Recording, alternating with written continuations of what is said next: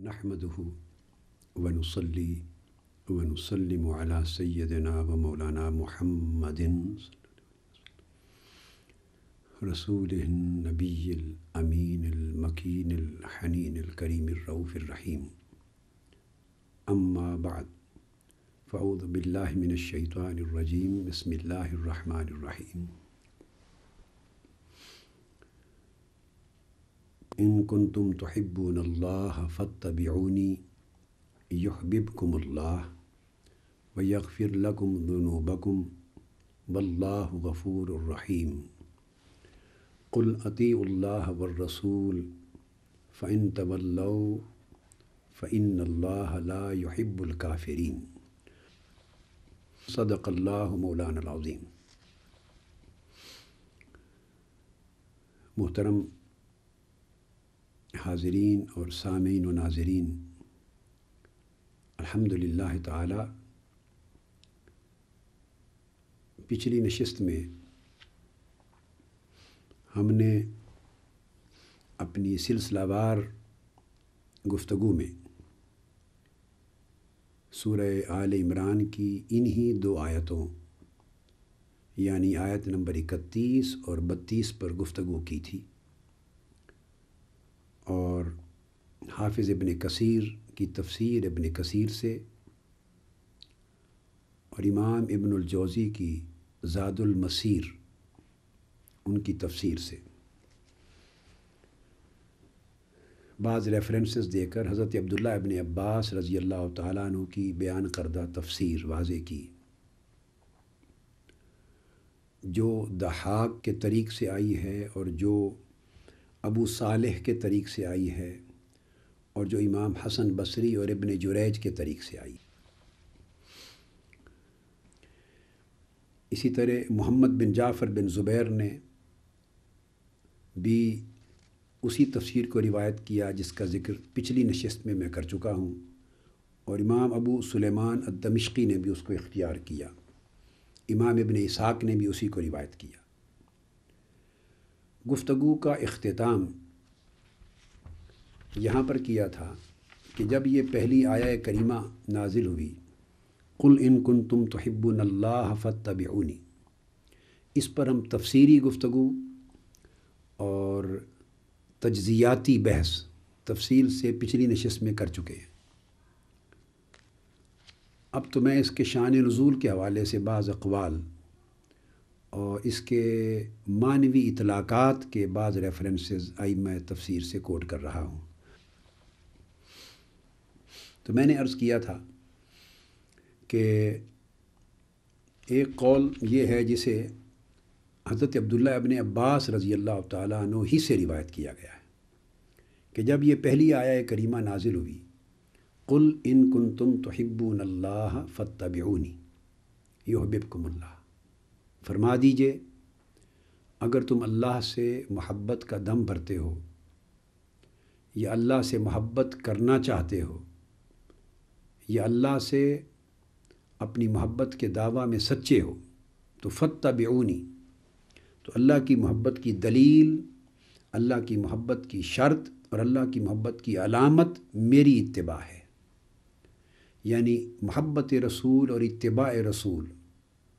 ग़ुलामी रसूल और पैरवी उसवा रसूल, जिससे हुज़ूर अलैहिस्सलातु वस्सलाम की सुन्नत और हदीस की हुज्जियत एस्टेब्लिश होती है। तो जब आका अलैहिस्सलातु वस्सलाम ने ये आया करीमा सुनाई कि अल्लाह तबारक व तआला की बारगाह में मोहब्बत और इताअत का दावा मुझसे मोहब्बत और मेरी इत्तिबा किए बग़ैर कबूल नहीं हो सकता, तो इस पर अब्दुल्ला बिन उबई जो अहले मदीना के जो मुनाफिकीन थे, उनका सरदार था, रईसुल मुनाफिकीन था, उसने तमाम मुनाफिकों को जमा करके ये कहा। इस रिवायत पर मैंने पिछली गुफ्तगू ख़त्म की थी, वहीं से अब आगे गुफ्तगू शुरू कर रहा हूँ। उसने कहा क़ाल li अस्हाबिही इन्न मुहम्मदन यजअलु ताअतहु कताअतिल्लाह, और मैंने ये वाज़े किया था कि ये नुक्ता बड़ा काबिल तवज्जो है कि देखिए कि منافقوں کی سوچ کیا تھی، ان کی سوچ کی حیت ترکیبی کیا تھی، ان کی سوچ میں بنیادی مرکزی اور محوری نقطہ کیا تھا، یا ان کی منافقت کس فکر کے ارد گرد گھومتی تھی، یا بالفاظ دیگر یوں کہیے کہ ان کی منافقت کی اصل کیا تھی۔ اصل عناد ان کو ذات محمدی صلی اللہ علیہ وآلہ وسلم سے تھا، ذات الہیہ سے نہیں تھا۔ اصل عناد اور عداوت انہیں حضور علیہ الصلوۃ والسلام کی ذات اقدس، آپ کی شان اقدس، آپ کی عظمت، آپ کی نبوت اور آپ کی رسالت سے تھا۔ ان کو نہ کوئی عناد اللہ کی توحید سے تھا، نہ اللہ کی وحدانیت سے تھا، نہ اللہ کے وجود سے تھا، نہ اللہ کی ربوبیت سے تھا، نہ اللہ کی الوہیت کے ساتھ تھا۔ وجہ یہ ہے کہ یہ جتنے منافقین تھے یہ مکہ میں نہیں ہوتے تھے،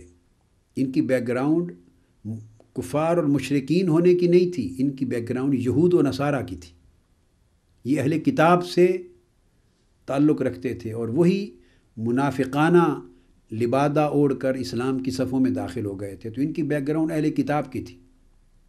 تو اہل کتاب ہونے کے ناطے وہ نزول وحی پر، اللہ پر، اس کی وحدانیت پر یا اس کی توحید پر یقین رکھتے تھے، ایمان رکھتے تھے، ہر چند کہ اس کے اس عقیدے میں ایک تحریف اور تبدیلی آ چکی ہوئی تھی تثلیث کی شکل میں، مگر سٹل ان کا عقیدہ تھا اللہ کی ذات پر، اس کے وجود پر، اس کی الوہیت پر، اس کی ربوبیت پر۔ انکار انہیں رسالت محمدی کا تھا، نبوت محمدی صلی اللہ علیہ وآلہ وسلم کا تھا۔ اسی بنیاد پر حضور سے محبت کے وہ منکر تھے، حضور کی اطاعت کے منکر تھے، آقا علیہ السلام کی اتباع کے منکر تھے، حضور کے اسوہ مبارکہ کی پیروی کے منکر تھے، حضور کی سیرت طیبہ کی پیروی کے منکر تھے، حضور کی سنت مبارکہ کے وجوب کے منکر تھے، حضور کے حکم کے وجوب کے منکر تھے۔ یہ گوشہ ان کا دراصل نفاق کا تھا۔ اس پر آگے بات آئے گی انشاءاللہ، ہم اس آیت کریمہ کو تفصیل سے کوٹ کریں گے، مگر یہاں رک کر میں ریفرنس کے طور پہ سورہ نساء کی آیت کوٹ کر دوں تاکہ یہ بات جو میں اس وقت کہہ رہا ہوں یہ قرآنی ریفرنس کے ساتھ ذہن میں آ جائے۔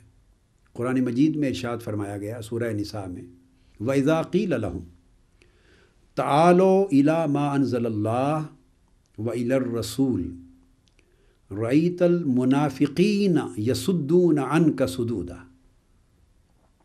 ارشاد فرمایا منافقوں کے حق میں یہ آیت کریمہ نازل ہوئی۔ اللہ رب العزت نے فرمایا کہ جب انہیں کہا جاتا ہے تعالو کہ آ جاؤ، قبول کرو،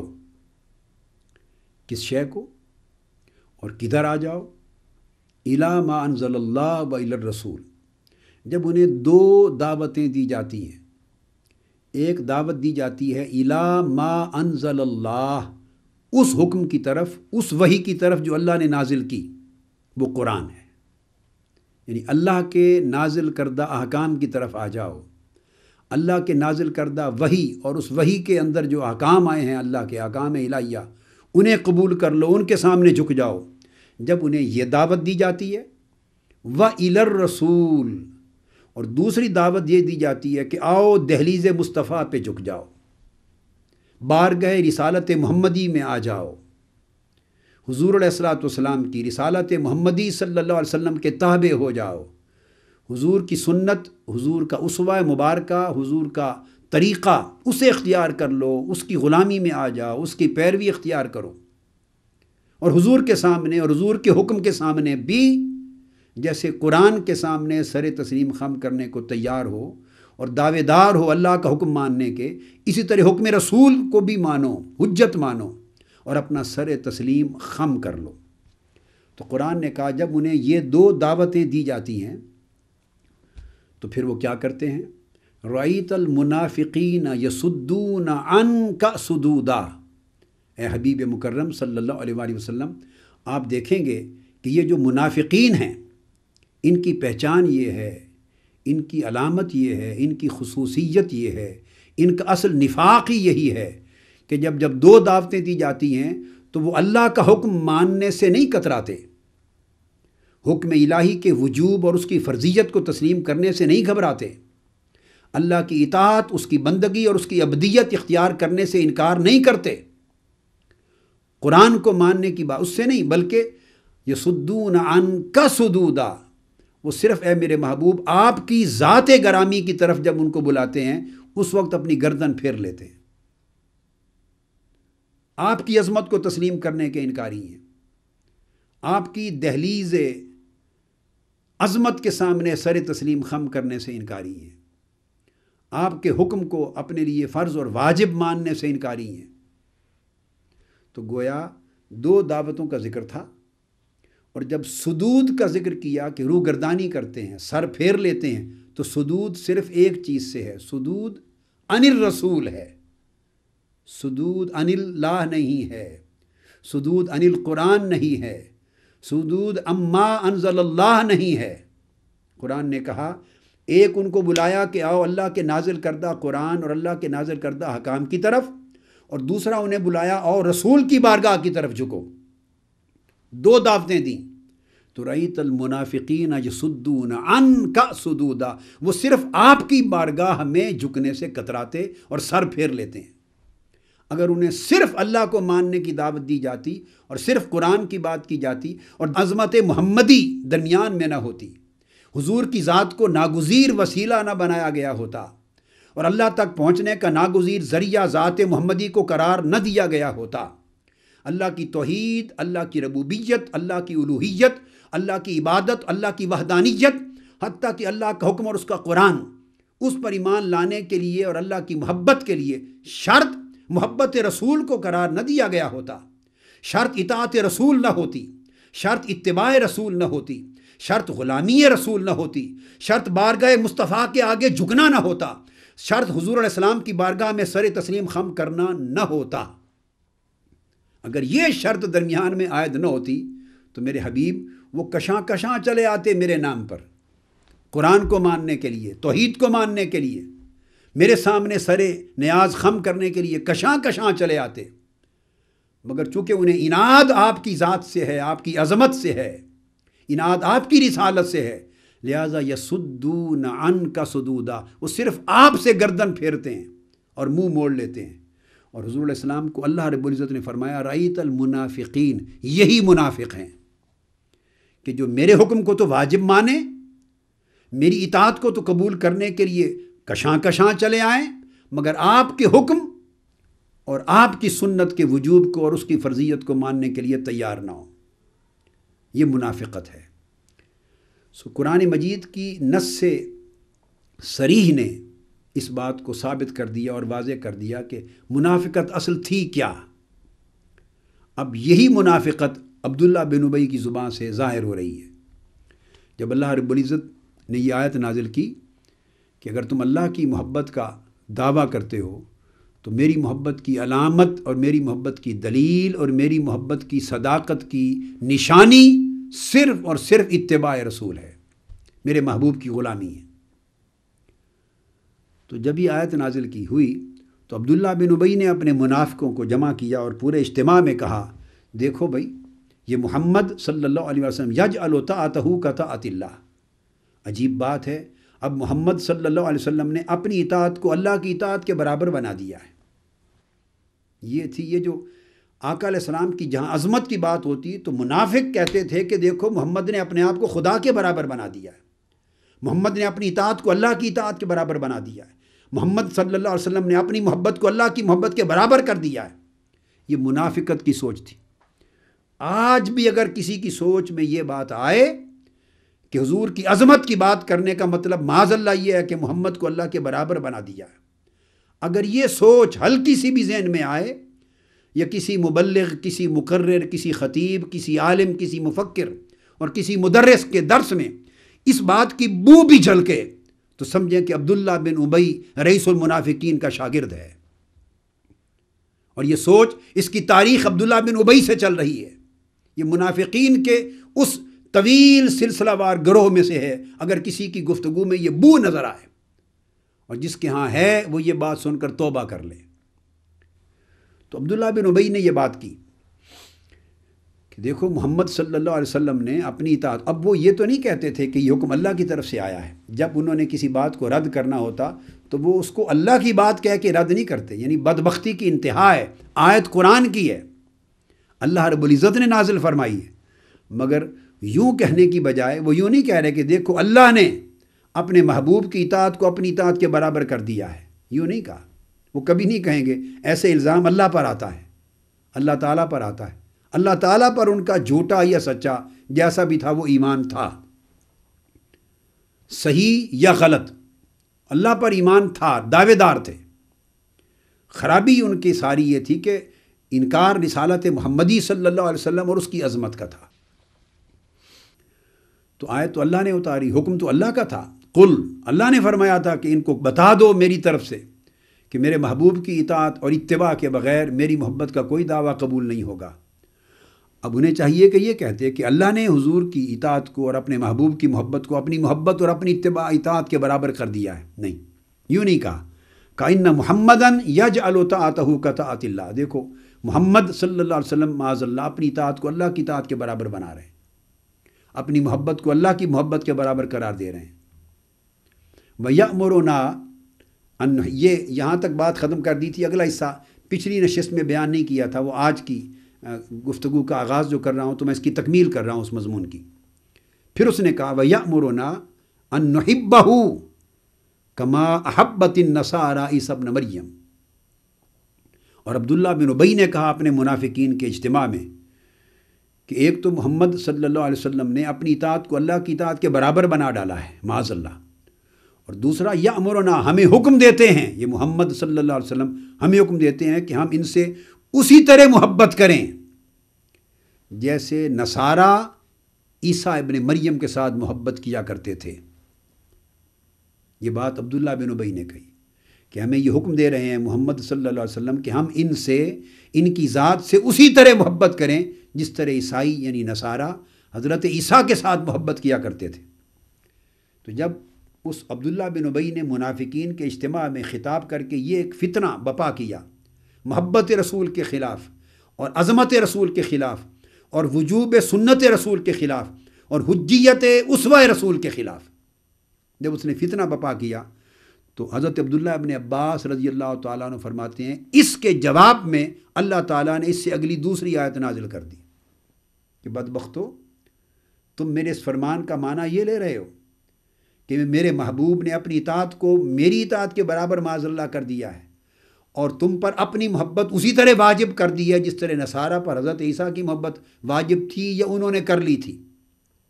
تم یہ کہتے ہو۔ تو اللہ رب العزت نے اس پر دوسری آیت کریمہ نازل فرمائی، آیت نمبر 32 متصلاً، اور فرمایا کہ پھر سن لو، قل اطیعوا اللہ والرسول، پھر میرا نام لینا بھی چھوڑ دو۔ ایک طرف دعویٰ کرتے ہو نحن ابناء اللہ و احباؤہ، ہم معاذ اللہ اللہ کے بیٹے ہیں، بمعنی مقرب بندے ہیں اور اللہ کے محبوب ہیں اور اس کے محب ہیں، ایک طرف میرے نام لیوا بنتے ہو اور ایک طرف میرے ہی حکم کو ٹھکرا رہے ہو، بالفاظ دیگر اس کا رخ موڑ کر میرے محبوب کی طرف، یہ کہہ کر کہ محمد صلی اللہ علیہ وسلم نے اپنی اطاعت کو اللہ کی اطاعت کے برابر قرار دیا ہے۔ محمد نے کب بنایا ہے اپنی اطاعت کو میری اطاعت کے برابر؟ یہ حکم تو میں دے رہا ہوں کہ میری اطاعت اس وقت تک قبول ہی نہیں ہوگی جب تک اطاعت محمد ہی نہیں ہوگی، میری محبت کا دعویٰ قبول ہی نہیں ہوگا جب تک محبت و اتباع رسول نہیں ہوگی۔ یہ بات تو میں نے کہی ہے، قل اطیعوا اللہ۔ تب اللہ نے آیت نازل کی میرے محب ہونے کے اور میری محبت کے دعوے دار بنتے ہو تو پھر میرا حکم مانو، یہ میرا فرمان ہے، اور میرے رسول کی اتباع کرو۔ اس پر اللہ نے فرمایا فَإِن تَوَلَّوْا، اگر تمہیں میرے رسول کی اتباع سے روگردانی کرنا ہے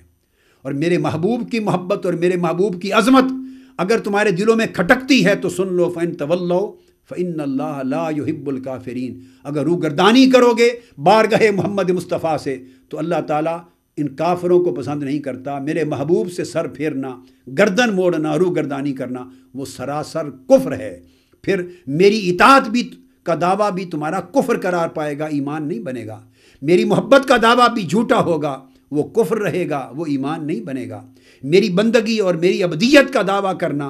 اور میرے ساتھ اپنی اپنائیت اور قرب کا دعویٰ کرنا بھی جھوٹا ہوگا، مردود ہوگا، اور اس کے باوجود تم کافر ٹھہرا دیے جاؤ گے، اس لیے کہ مدار ایمان اور مدار قبولیت ہر چیز کا وہ میرے محبوب صلی اللہ علیہ وآلہ وسلم کی اتباع، ان کی غلامی، ان کی پیروی، ان کی محبت، ان سے نسبت اور ان کے تقرب ہے۔ یہ آیت کریمہ نازل ہوئی، حضرت عبداللہ ابن عباس رضی اللہ تعالیٰ عنہ نے اس کو بیان کیا۔ اور بعضوں نے، جیسا کہ میں نے عرض کیا کہ مقاتل نے یہ روایت کیا ہے، اور دیگر اور صحابہ اور تابعین اور تبع تابعین نے، کہ یہی بات نصارہ نجران نے کہی تھی، ایگزیکٹلی یہی بات انہوں نے بھی یہی کہی تھی۔ نجران کے عیسائیوں نے، نصارہ نے، انہوں نے بھی یہی کہی تھی کہ محمد صلی اللہ علیہ وآلہ وسلم ہمارے اوپر اپنی محبت اور اپنی اتباع اسی طرح واجب کر رہے ہیں، اور اسے اللہ کی محبت کی دلیل اور نشانی اسی طرح بنا رہے ہیں جیسے حقیقت میں ہم سیدنا عیسیٰ ابن مریم کے لیے کہا کرتے تھے۔ تو جب انہوں نے یہ بات کی تو اس کے رد میں اللہ رب العزت نے دوسری آیت کریمہ نازل کی کہ ہاں، جو کچھ میرے محبوب نے کہا وہ سچ ہے، وہ میرا نازل کردہ فرمان ہے کہ محمد صلی اللہ علیہ وآلہ وسلم کی محبت اور اتباع ہی میری محبت کی دلیل ہے۔ اب اس کے بعد یہ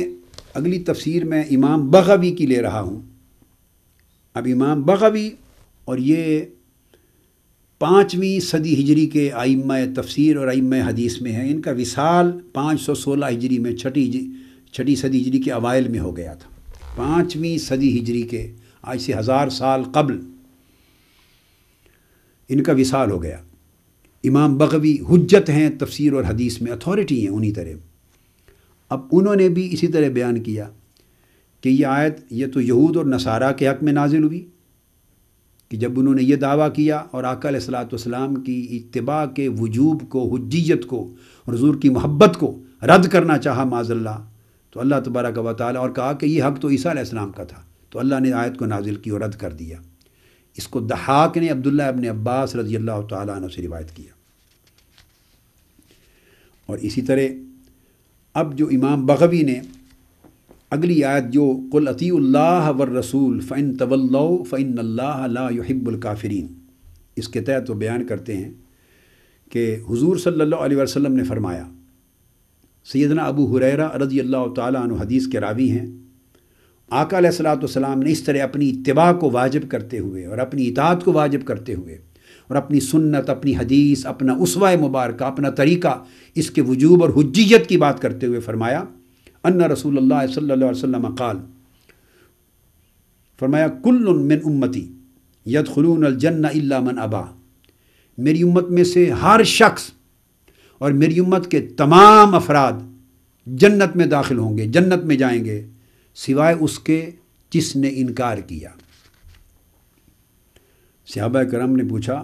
وقالوا من یأبا یا رسول اللہ صلی اللہ علیہ وسلم، آپ کا انکار کون کرے گا؟ اب بات ہو رہی ہے کہ فرمایا میری امت میں سے ہر شخص اور میری امت کے تمام افراد جنت میں جائیں گے سوائے انکار کرنے والوں کے۔ تو ایک تعجب کی بات تھی، حیرت کی بات تھی کہ ہو بھی حضور کی امت میں سے اور انکار کرے، مخالفت کرے، تو آقا کون ہوں گے آپ کی امت میں جو آپ کے منکر ہوں گے یا انکار کریں گے؟ فرمایا آقا علیہ السلام نے قال من اطاعنی دخل الجنہ ومن عصانی فقد ابا۔ انہوں نے پوچھا یا رسول اللہ انکار کرنے والے کون ہوں گے؟ فرمایا جو لوگ میری اطاعت کریں گے، میری سنت اور میرے اسوہ کی اتباع کریں گے، اسے واجب جانیں گے اور اپنی زندگی میں لازم کر لیں گے، فرمایا من اطاعنی دخل الجنہ، وہی جنت میں داخل ہوگا، ومن عصانی فقد ابا، جو میرے حکم کو نہیں مانے گا، نافرمانی کرے گا، وہ انکار کرنے والا ہے۔ اسی طرح حضور صلی اللہ علیہ وآلہ وسلم کی ایک اور حدیث امام بغوی نے روایت کی، فمن اطاع محمدا فقد اطاع اللہ، یہ اب حدیث کے لفظ ہیں، جس نے محمد صلی اللہ علیہ وآلہ وسلم کی اطاعت کی پس اس نے اللہ کی اطاعت کی۔ یہ معنی ہے قل اطیعوا اللہ والرسول، ومن عصا محمدا فقد عصى اللہ، اور جس نے محمد صلی اللہ علیہ وآلہ وسلم کی نافرمانی کی بس یہی اللہ کی نافرمانی ہے۔ ومحمد فرق بین الناس، اور محمد صلی اللہ علیہ وآلہ وسلم ہی وہ ذات گرامی ہے جنہوں نے لوگوں کے درمیان، حق و باطل کے درمیان اور مومن اور کافر کے درمیان ایک حد فاصل قائم کر دی ہے، امتیاز قائم کر دیا ہے، فرق قائم کر دیا ہے کہ جو حضور کی اطاعت کو واجب جانے، حضور کی اتباع اور غلامی اور محبت کو اپنے اوپر لازم کرے، وہ مومن ہے، اور جو حضور کی اطاعت و اتباع کی حجیت کا انکاری ہو وہ کافر ہے، وہ باطل ہے، یہ جنتی ہے، وہ جہنمی ہے۔ تو آقا علیہ الصلوۃ والسلام کے لیے لفظ بیان کیا کہ حضور کی ذات ہی وہ ذات ہے الذی فرق بین الناس، جس نے مومن اور کافر کے درمیان تفریق کی ہے، اور مسلم اور غیر مسلم کے درمیان تفریق کیا۔ اب اس کو یوں کہیں تو اس میں پھر اہل کتاب بھی آ جاتے ہیں، ورنہ تو اہل کتاب بھی ایمان رکھنے والے تو تھے کتابوں پر، وحی پر، آسمان اللہ پر، آخرت پر، مگر وہ مسلم نہ ہوئے، مومن نہ ہوئے، اس لیے کہ وہ حضور صلی اللہ علیہ وآلہ وسلم کی اتباع سے خارج ہوئے۔ تو یہ امام بغوی نے اس کو روایت کیا ہے، اور پھر امام بغوی نے بھی اس کو روایت کیا جب وہ آیت پہلی نازل ہوئی تو حضور صلی اللہ علیہ وآلہ وسلم نے فرمایا، قریش کے گروہ کو فرمایا، فَأَنَا رَسُولُهُ إِلَيْكُمْ وَحُجَّتُهُ عَلَيْكُمْ۔ وہ بھی دعویٰ کرتے تھے کعبے سے تعلق اور کعبے کی خدمت کی وجہ سے کہ ہم اللہ سے محبت کرنے والے ہیں۔ تو آقا علیہ السلام نے ان سے فرمایا کہ سنو، فَاتَّبِعُونِي يُحْبِبْكُمُ اللَّهُ، تمہاری کوئی خدمت اللہ کے ہاں قبول نہیں ہوگی جب تک میری اتباع نہیں کرو گے، میرے طریق کو نہیں اپناؤ گے، میرے نقش قدم پر نہیں چلو گے، میری پیروی نہیں کرو گے، تب اللہ تمہیں اپنا محبوب کرے گا۔ کیوں؟ فَأَنَا رَسُولُهُ إِلَيْكُمْ وَحُجَّتُهُ عَلَيْكُمْ، چونکہ میں اس کی طرف سے رسول بن کے تمہارے پاس آیا ہوں اور اللہ کی حجت تمہارے اوپر بن کر آیا ہوں۔ اتبعوا شریعتی و سنتی یحببکم اللہ، میری شریعت کی، فرمایا اتبعوا شریعتی، میری شریعت کی اتباع کرو، و سنتی، اور میری سنت کو حجت مانو،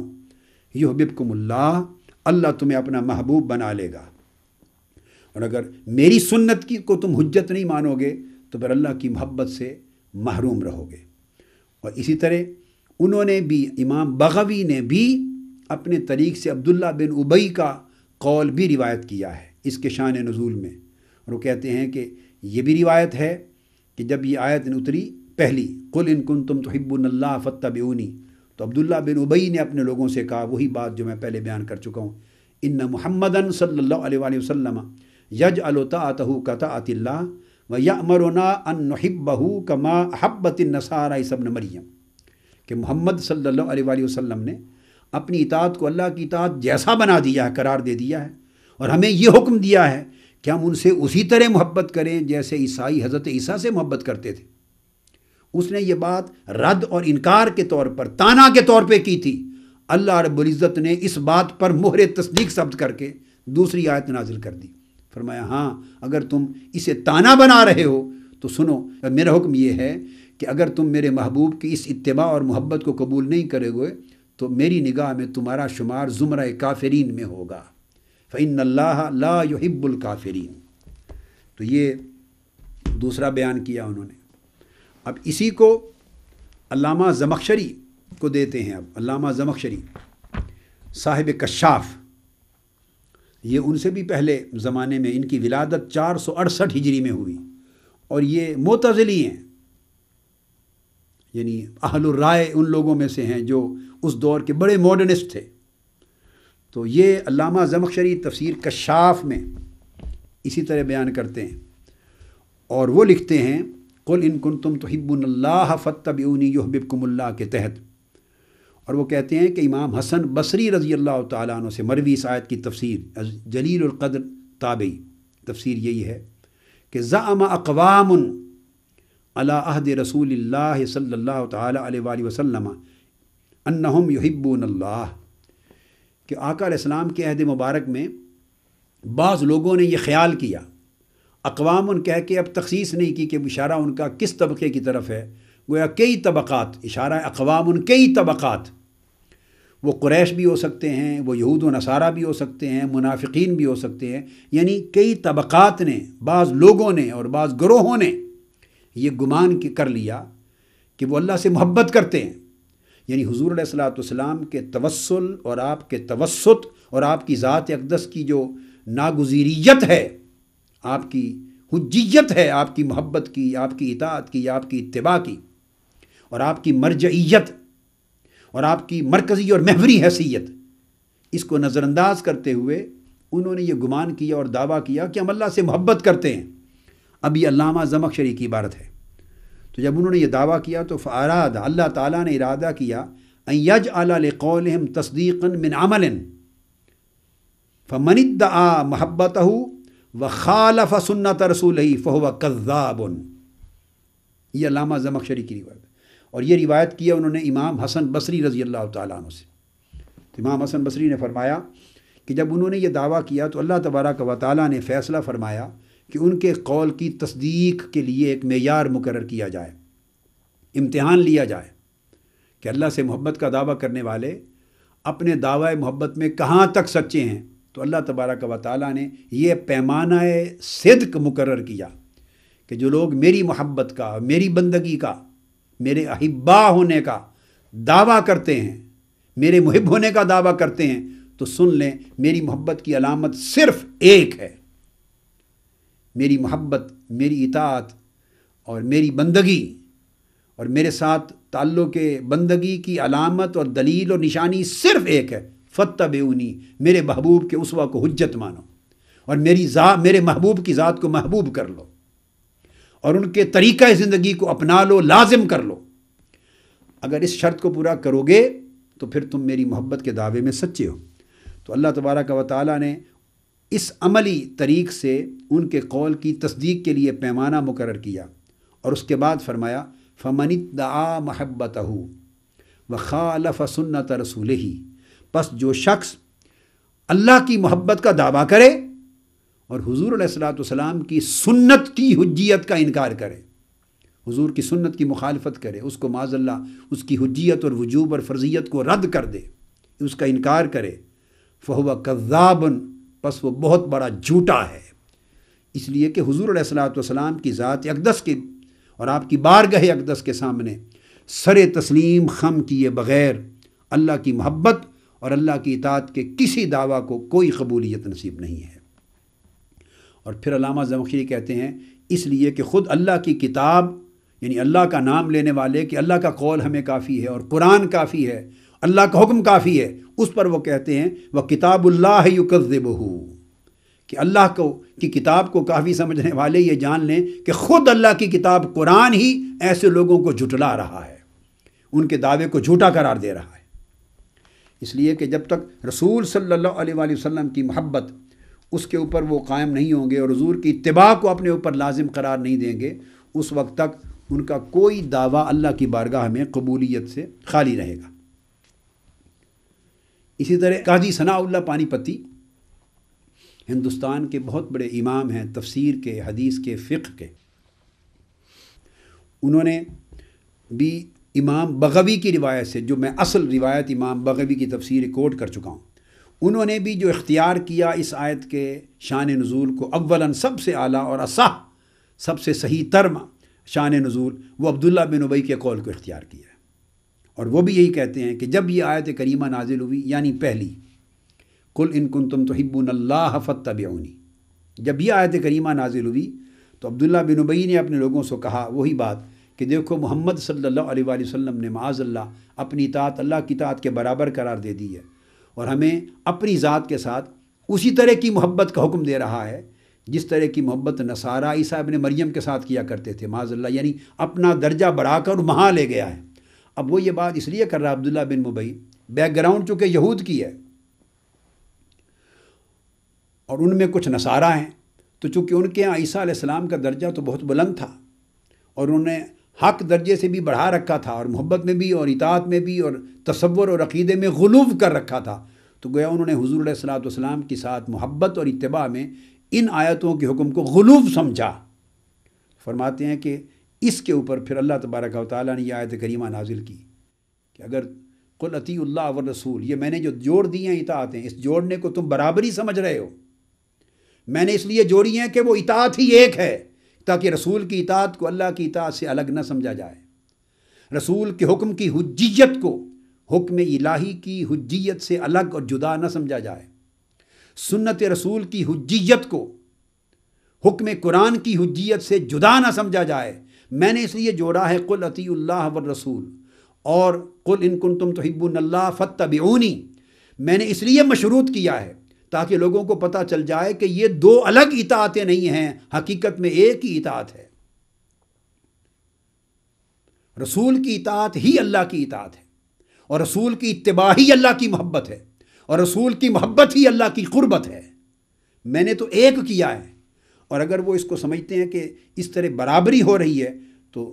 وہ لکھتے ہیں کہ پھر آقا علیہ السلام کے اللہ پاک نے آیت نازل کی، فرمایا کہ پھر سن لو، میرا دوسرا حکم یہ ہے کہ اگر اس کو برابری سمجھ کے انکار کرتے ہو تو ان اللہ لا یحب الکافرین، تو اللہ پھر ایسے لوگوں کو زمرہ کفار میں شامل کرتا ہے۔ تم جو ٹوٹا پھوٹا ایمان لیے پھرتے ہو، سچا جھوٹا، اور جس کے دعوے دار ہو اور جس پر تمہارا گھمنڈ ہے، میں اس کو کفر قرار دیتا ہوں فقط اس جرم پر کہ اگر تم میرے محبوب صلی اللہ علیہ وسلم کی اتباع سے روگردانی کرتے ہو اور اس کے منکر اور مخالف بنتے ہو۔ اور یہاں ایک بڑی لطیف بات کی، وہی حدیث روایت کر کے کہ جب آقا علیہ السلام نے فرمایا کہ میری امت کے تمام لوگ جنت میں جائیں گے الا من ابا، سوائے اس کے جو نافرمان ہوگا،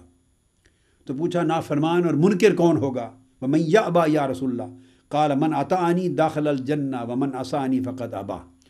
جو میری اطاعت اور اتباع کا انکار کرے گا وہ نافرمان ہے اور وہ دوزخ میں جائے گا۔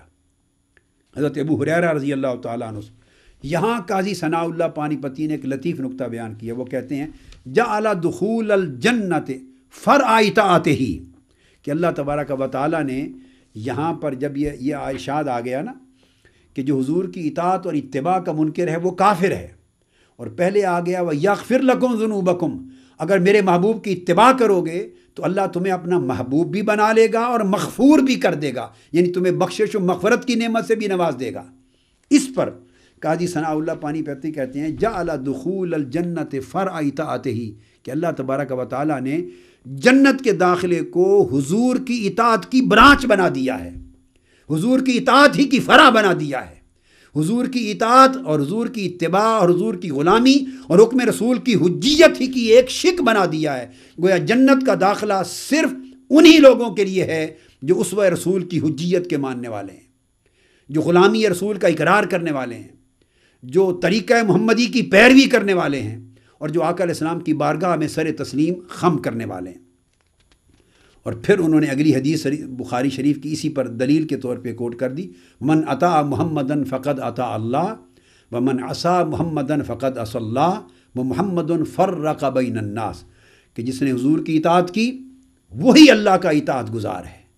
جس نے حضور کی نافرمانی کی وہی اللہ کا نافرمان ہے، اس لیے کہ حق اور باطل، مومن و کافر اور مسلم اور غیر مسلم کے درمیان فرق کرنے والے اور حد فاصل قائم کرنے والی ذات ہی صرف محمد مصطفیٰ صلی اللہ علیہ وآلہ وسلم کی ذات گرامی ہے۔ اور یہ حضرت جابر بن عبداللہ رضی اللہ تعالیٰ عنہ سے مروی طویل حدیث کا مضمون ہے۔ اب اس پر اسی پر امام جلال الدین سیوطی کو لیتے ہیں الدر المنصور، اور وہ بھی اوپر کی اتھارٹیز کوٹ کرتے ہیں، یعنی ہم صرف امام جلال الدین سیوطی کی ہی تفسیر پہ مدار نہیں کر رہے ہیں، یعنی وہ اور اپنے سے اوپر کی بڑی اتھارٹیز کو کوٹ کر کے لا رہے ہیں۔ تو انہوں نے بھی سب سے پہلے یہ بات بیان کی امام ابن جریر طبری کی روایت سے، اور امام حسن بصری کا یہ قول اس آیت کریمہ کی تفسیر میں کوٹ کیا جس کا ذکر ہم پہلے کر چکے، کہ قال قوم علی عہد النبی صلی اللہ علیہ وآلہ وسلم یا محمد انا نحب ربنا، الفاظ مختلف ہیں۔ امام ابن جریر طبری نے روایت کیا کہ امام حسن بصری رضی اللہ تعالیٰ عنہ اس آیت کریمہ کی تفسیر یوں کیا کرتے، فرماتے کہ حضور علیہ السلام کے عہد مبارک میں کچھ لوگوں نے یہ کہا یا محمد صلی اللہ علیہ وسلم انا نحب ربنا، ہم اپنے رب سے بڑی محبت کرتے ہیں، بس یہ نہیں کہتے تھے کہ ہم اللہ سے اور آپ سے محبت کرتے ہیں، نہیں، وہ کہتے انا نحب ربنا، ہم اپنے رب سے بڑی محبت کرتے ہیں۔ یہ وہی فتنہ ہے جس فتنے کی ابتدا ابلیس سے ہوئی تھی، ابلیس سے ہوئی تھی جب اس نے کہا تھا کہ میں اس بشر کو سجدہ کیوں کروں، حضرت آدم کے سجدے پر جو انکار کیا تھا، جس کی پوری عمر اللہ کو سجدے کرتے گزر گئی تھی، عمر بھر ہزاروں لاکھوں کروڑوں سجدے اس نے کیے ہوں گے طویل عمر میں اللہ کی بارگاہ میں، ایک سجدہ تعظیم نبوت میں اس نے نہیں کیا، ایک سجدہ تعظیم نبوت میں نہیں کیا، اس ایک سجدے کے نہ کرنے نے اللہ کے لیے کیے گئے کروڑوں سجدوں پر پانی پھیر دیا، رد کر دیا، مٹا دیا۔ یہ فکر وہاں سے شروع ہوا، اور اسی فکر کو پھر عبداللہ بن ابی کا وہ قول، اور وہ لوگ جو عہد رسالت آپ صلی اللہ علیہ وآلہ وسلم میں حضور علیہ السلام کی نبوت و رسالت کی عظمت کے دل سے منکر تھے، جن کے لیے قرآن نے کہا فی قلوبہم مرض فزادہم اللہ مرضا، آقا علیہ السلام کی عظمت کا انکار ہے ان کے دلوں میں، اور فرمایا ان کے دلوں میں مرض ہے۔ اور اللہ پاک پھر ان منافقوں کے دلوں کی مرض کو اور بڑھاتا چلا جاتا ہے، ان کی گھٹن بڑھتی چلی جاتی ہے، ان کا حسد بڑھتا چلا جاتا ہے، حسد کی وجہ سے ان کے اندر لگی ہوئی آگ بڑھتی چلی جاتی ہے، اور وہ آگ ان کو اور جلاتی چلی جاتی ہے، بھسم کرتی چلی جاتی ہے۔ تو فرمایا کہ اس کی امام حسن بصری یہ روایت کرتے اور تفسیر کرتے کہ بعض لوگوں نے کہا کہ ہم اللہ سے بڑی محبت کرتے ہیں۔ اس پر اللہ تبارک و تعالی جو شخص صرف اب اللہ کی بات کرتا اور اب اس کے محبوب کی بات کو ساتھ سے کاٹ دیتا، اللہ رب العزت غضب میں آتے، اس کا غضب بھڑک اٹھتا۔ ان کی اس بات پر امام حسن بصری روایت کرتے ہیں کہ اللہ رب العزت نے یہ آیت نازل کر دی، خبردار اگر میری محبت کا دعویٰ کرتے ہو تو میری محبت کو میرے محبوب کی محبت اور اتباع سے جدا نہیں کر سکتے، پھر میری محبت میں سچا بن کر دکھاؤ، اور سچا ہونے کی علامت یہ ہے کہ میرے محبوب کی غلامی کرو، میرے محبوب سے محبت کرو، جس سے میں محبت کرتا ہوں اس سے محبت نہیں کرتے اور تنہا مجھ سے محبت کی بات کرتے ہو، جس کی عظمت کو میں سر بلند کرتا ہوں اس کی عظمت کا انکار کرتے ہو اور میری عظمت الوہیت کی بات کرتے ہو۔ تو فرمایا نہیں، فاتبعونی، حضور کو کہ حکم دے دیں کہ میری اتباع کے بغیر اللہ کی محبت کا کوئی دعویٰ قبول نہیں۔ تو یہ آیت نازل ہوئی۔ اس پر وہ فرماتے ہیں فجعل اتباع نبیہ محمد صلی اللہ علیہ وسلم علما لحبہ وعذاب من خالفہ۔ تو حضور علیہ السلام کی اتباع کو اللہ تعالیٰ نے اپنی محبت کا علم یعنی اپنی محبت کی نشانی بنا دیا، اپنی محبت کی دلیل بنا دیا، اور جو حضور کی سنت کے وجوب اور اسوہ مبارکہ کے فرض ہونے کا انکار کرے اور آپ کی بارگاہ سے سر نیاز کو پھیرے، اس کے لیے عذاب کی نشانی بنا دیا کہ وہ عذاب آخرت کا حقدار ٹھہرے گا۔ اب اسی کو امام ابن ابی حاتم نے بھی روایت کیا ہے حضرت عباد بن منصور کے طریق سے، اور وہ بھی یہی کہتے ہیں قال ان اقواما کانوا علی عہد رسول اللہ صلی اللہ علیہ وآلہ وسلم یزعمون انہم یحبون اللہ، کہ کئی گروہ ایسے تھے، کئی طبقات ایسے تھے، اور میں آپ کو تفصیل کے ساتھ پورے ان تمام طبقات کا ذکر کر چکا ہوں کہ ان میں کچھ قریش کے لوگ بھی تھے، پھر یہود و نصارہ میں سے بھی تھے، اور منافقین بھی تھے۔ اقوامن کا جب لفظ آتا ہے کہ کئی گروہ تھے عہد رسالت مآب میں، وہ یہ تینوں قسموں کے گروہ تھے۔ تو وہ گمان کرتے تھے انہم یحبون اللہ، وہ گمان کرتے تھے کہ وہ اللہ سے محبت کرتے ہیں، اللہ کے محب ہیں۔ فاراد اللہ ان یجعل لقولہم تصدیقا من عمل، تو اللہ تبارک و تعالیٰ نے ارادہ کیا،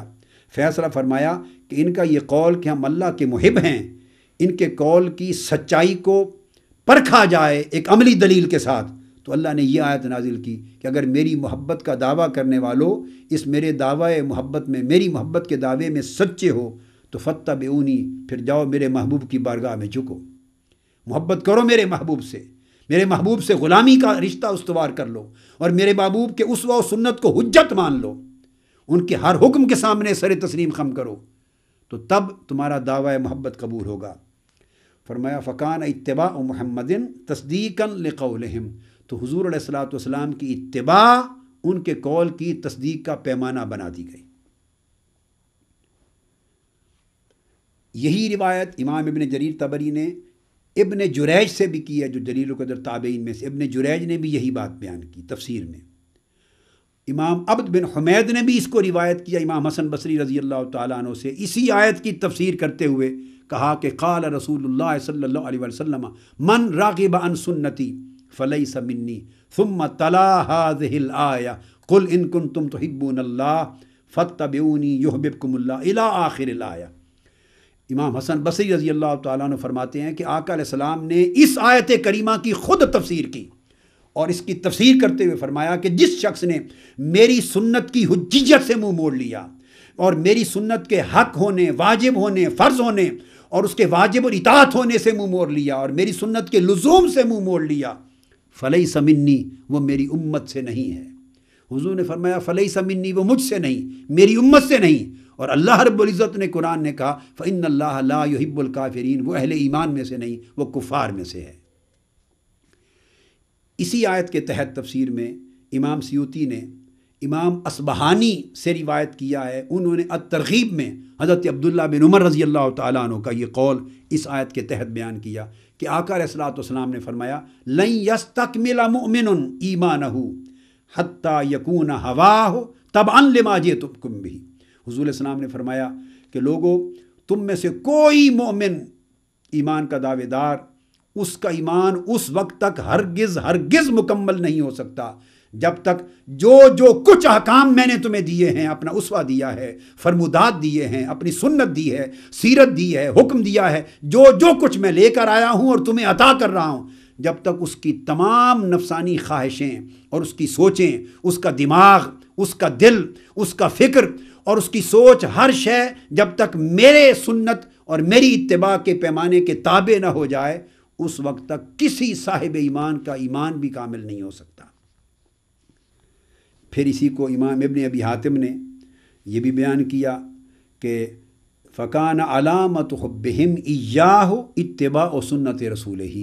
اللہ تبارک و تعالیٰ نے حضور علیہ السلام کی سنت کی اتباع کو اپنی محبت کی واحد علامت قرار دیا ہے۔ اور اس پر پھر امام جلال الدین سیوطی نے وہ معروف حدیث، جس کو یہ جو عظمت یعنی مقام رسالت اور حجیت حدیث کے یہ سلسلہ وار موضوع کا جب میں نے آغاز کیا تھا تو اوائل لیکچرز میں یا اوائل کے درسوں میں یہ حدیث کوٹ کی تھی، اس پر جا کے مضمون کو اینڈ کیا ہے، اور وہ حدیث امام احمد بن حنبل نے روایت کی ہے، حدیث صحیح ہے۔ اسے امام ابو داؤد نے اپنی سنن میں روایت کیا ہے، اسے امام ترمذی نے جامع میں روایت کیا ہے، اسے امام ابن ماجہ نے اپنی سنن میں روایت کیا ہے، اسے امام ابن حبان نے اپنی صحیح میں روایت کیا ہے، اور اسی کو امام حاکم نے اپنے مستدرک میں روایت کیا ہے ابو رافع رضی اللہ تعالیٰ عنہ سے کہ آقا علیہ السلام نے فرمایا کہ میں دیکھ رہا ہوں آنے والے وقتوں میں، آخری زمانوں میں، اے لوگوں، میں اس امت کے اندر اس شخص کو دیکھ رہا ہوں اور ایسے لوگوں کو پا رہا ہوں کہ جو تکیہ لگائے بیٹھے ہوں گے اور ان کے پاس میری حدیث پیش کی جائے گی، میری سنت اور میرا حکم اور میری حدیث ان کے سامنے رکھی جائے گی، خواہ اس میں نے کسی کام کے کرنے کا حکم دیا ہوگا، خواہ کسی کام کے نہ کرنے کا منع کیا ہوگا۔ تو جب وہ سنے گا وہ کہے گا لا ندری، ہمیں نہیں معلوم، ما وجدنا فی کتاب اللہ اتبعناہ، ہم نہیں جانتے سنت اور حدیث نبوی کو، جو کچھ قرآن میں ہے بس ہم اس کی پیروی کرتے ہیں۔ وہ کہیں گے ہمیں صرف قرآن کافی ہے، جو قرآن میں آیا ہے بس اس کی پیروی کریں گے، اس کے علاوہ ہم کسی چیز کو نہیں مانتے۔ آقا علیہ السلام نے فرمایا میں اس گمراہ شخص کو جو خود بھی گمراہ ہو گیا اور قوم کو بھی گمراہ کرے گا، اس امت میں دیکھ رہا ہوں کہ ٹیک لگائے بیٹھا ہے اور میں اس کے سامنے میری سنت اور حدیث پیش ہو رہی ہے، اور وہ میری سنت اور حدیث کی حجیت کا انکار کر کے لوگوں کو صرف قرآن کی بات کہہ رہا ہے۔ یہ ان تمام کتب حدیث میں، سنن ترمذی میں یہ حدیث کتاب العلم میں آئی ہے عن رسول اللہ صلی اللہ علیہ وسلم، سنن ابی داؤد میں یہ کتاب السنہ باب فی لزوم السنہ میں آئی ہے، ابن ماجہ میں کتاب تعظیم و حدیث رسول اللہ میں آئی ہے، مسند احمد بن حنبل نے مسند الانصار حدیث باب حدیث ابی رافع میں آئی ہے، حدیث نمبر 23349، اور تمام کتب میں یہ اسانید صحیحہ کے ساتھ آئی ہے، اور اس کے اتنے طرق ہیں صحیح اور اتنی اسانید ہیں صحیح کہ شک و شبہ کی گنجائش نہیں کہ آقا علیہ السلام نے ان زمانوں کی نشاندہی کر کے ان لوگوں کی، ایسے اشخاص و افراد کی جو تکیہ لگا کے درس دے رہے ہوں گے قرآن کا، اسلام کا، تبلیغ کرتے ہوں گے، عالم کہلائیں گے، ان کی نشاندہی کر دی ہے کہ ان کا حال، وہ گمراہ ہوں گے اور گمراہ کرنے والے ہوں گے۔ آپ نے فرمایا کہ ان کی پہچان یہ ہے کہ وہ بیٹھے ہوں گے اور ان کے سامنے میری حدیث کوٹ کی جائے گی اور وہ میری حدیث کی حجیت کا انکار کریں گے، میری سنت کی حجیت کا انکار کریں گے، اور فقط یہ کہیں گے کہ ہم تو صرف قرآن کو مانتے ہیں، جو قرآن میں آیا اس کی پیروی کرتے ہیں۔ تو آقا علیہ السلام نے فرمایا جو شخص یہ کہے پہچان لو کہ یہ وہی شخص بدبخت ہے جس کی 1400 سال قبل میں نے نشاندہی کر دی تھی کہ وہ گمراہ ہے، وہ قرآن کی بات کرے گا، بعض لوگ سننے والے کم علمی کی وجہ سے، بے خبری کی وجہ سے، علوم پر دسترس نہ ہونے کی وجہ سے اس کی بات کے چکر میں آ جائیں گے کہ بھئی قرآن کی بات کرتا ہے، بڑی سالڈ بات کرتا ہے، اور پھر کئی ہیلے بہانے بنائے گا تو گھما پھرا کے قرآن کی بات کرے گا، مگر قرآن کی بات کرنا، حضور کی سنت اور حدیث کی حجیت کا انکار کرنا،